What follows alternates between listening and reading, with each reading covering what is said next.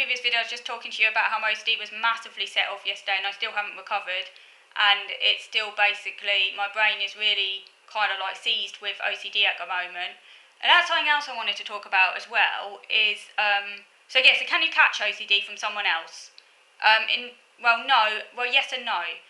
If you don't have OCD already, you can't catch OCD from someone else. So if you don't already have OCD and you're with someone who's got OCD, you're not going to catch OCD because you don't have OCD and you're not prone to it. Likewise, if you have OCD and you're with someone who doesn't share your theme, so for example, say if I'm with someone with OCD who's got a OCD around, I don't know, walking on cracks in a pavement because they feel that if they walk on a crack in a pavement, say, I don't know, something bad will happen. I don't have that particular type of OCD, so that's not going to trigger me in any shape or form because my OCD does not evolve around cracks in pavements. I don't have that isn't how my OCD works.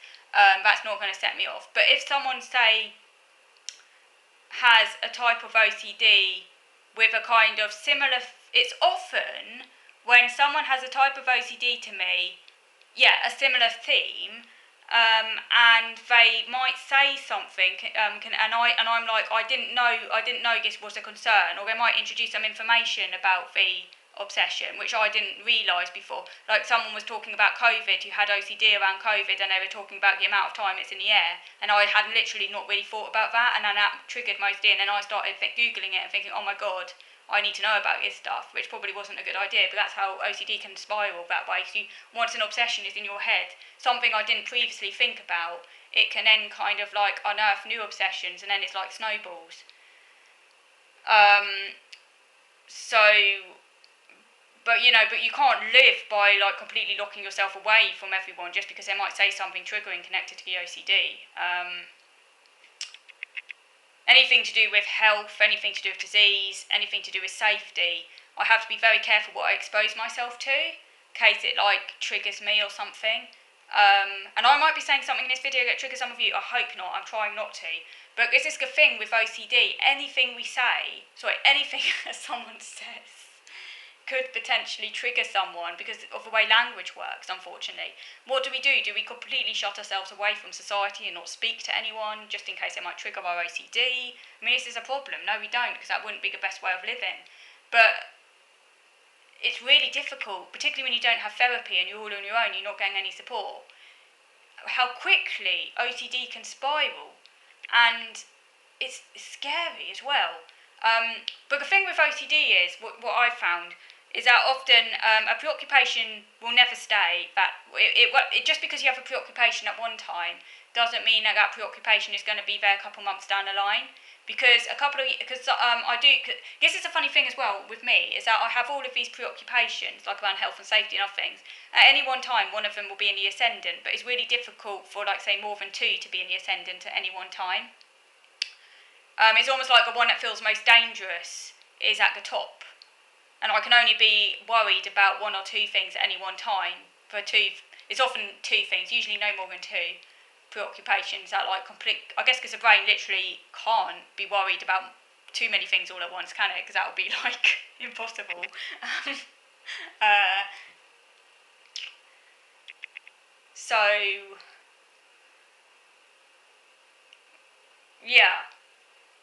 So I guess just because I'm currently really, really obsessed about this now, it might start to go down again.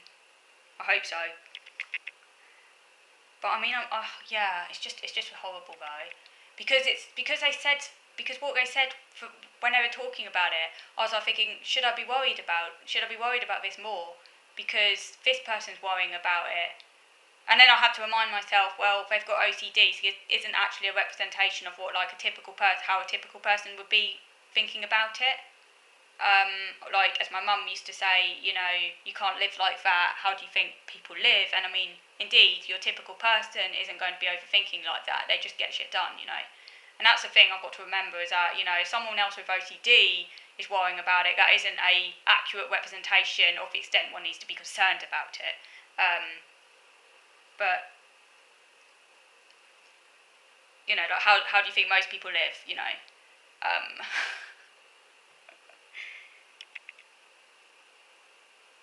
life is just full of danger, full of risk, you just have to live, but it's just, Yeah, it's true, but it's like the brain, isn't it? You just can't stop the brain from obsessing when you have OCD. It's part of a disorder.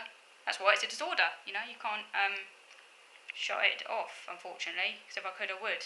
It's horrible. You just need to obsess and check, and then you beat yourself up, and you think, why did I do that? And then you feel really bad about it. It's like this horrible chain reaction. And then it's like OCD feeds on itself, and then one OCD tends to beget another OCD, and it's like this negative spiral. Oh, it's horrible. But that's the other thing I wanted to mention as well. I don't know if any people who are... Oh, by the way, and I am still going to be carrying on attending these OCD groups, but I've decided I'm not going to attend that particular one for one on contamination anymore, because I think it's potentially... I don't know, I have to kind of protect myself as well. Like, this person may well bring this topic up again. I do need to protect myself at the same time, particularly as I'm not getting any therapy to deal with this sort of stuff. So I have to sort of like protect myself, because otherwise I just get needlessly stressed, which isn't good. So it's not like I'm not like not going to the groups, because I think that would be rather sad, and that would be kind of the wrong type of avoidance. But I am not going to this particular group. I just have to hope that the person doesn't go to any of the other OCD groups I go to. But the autism one was really, really good and wasn't triggering at all. And I've attended 2 general ones that didn't trigger me at all, because the people in their types of OCD aren't anything that I'm preoccupied with. So it's just interesting hearing it, and it didn't trigger me or anything.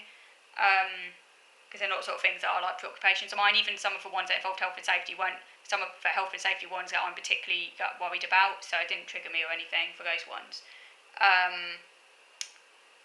So yeah, I think I'm just going to stick with the autism OCD one and the general OCD one. And the general one is in the morning, and that's OCD UK, and I'll be attending that tomorrow. But I have signed up for the Pure O one, which is Pure OCD, because I thought that might be quite interesting. So yeah, I'm not going to attend any more of the contamination ones, because I think it's just too risky for me right now, because people might bring up stuff that, I just don't think it's healthy for me to do that. I'm not in a good space to do that, because it could just set me off. Remember, OCD is a massive thing. Contamination is just part of it. Lots of people with OCD don't have contamination OCD. It can cover so many different themes. Contamination is just a particular subtype, and even among contamination OCD, there's lots of different types of contamination, and not all types of contamination are things that I'm preoccupied with. So I only get triggered potentially if someone mentions something that's very close to a theme that I'm worried about, and they introduce new information which I hadn't really thought about before. It can set off a whole chain effect. Because I start overthinking then. I think, oh my god, I need to check this, things I wasn't even thinking about before that I needed to check about it. But I was thinking that I might attend the Pure O OCD group. I've still got that bloody OCD thought in my head from earlier when I tried to expose myself, and it's not to do with the thing I was worried about. It was to do with me thinking I might have moved something, and I had to check to make sure I hadn't moved it, but I don't think I had, and I kept on having to press to make sure it was still in place as it was originally, and then it makes me want to check again, and I'm like, don't check it because you might damage it, and oh god, hate it. But anyway, I was talking about like Pure O OCD, because Pure O, I'll probably need to do another video about this at some point, but Pure O is a type of OCD which tends to be more like internalized obsessions as opposed to like overt compulsions. So in Pure O, it's less about kind of like what for classic OCD stuff, like say washing and checking, which I do because I do have classic OCD, but I seem to have a lot of Pure O as well. And Pure O is the type of OCD where it is very much internalized. So it's like where the obsessions is kind of inward, and it's less obvious to others, because your brain is just obsessing about something over and over and over again, and it's really, really distracting. So you might be with someone and they might not even know it's happening, but you're only half present because your brain is constantly obsessing about some concern that you've got and trying to reassure yourself.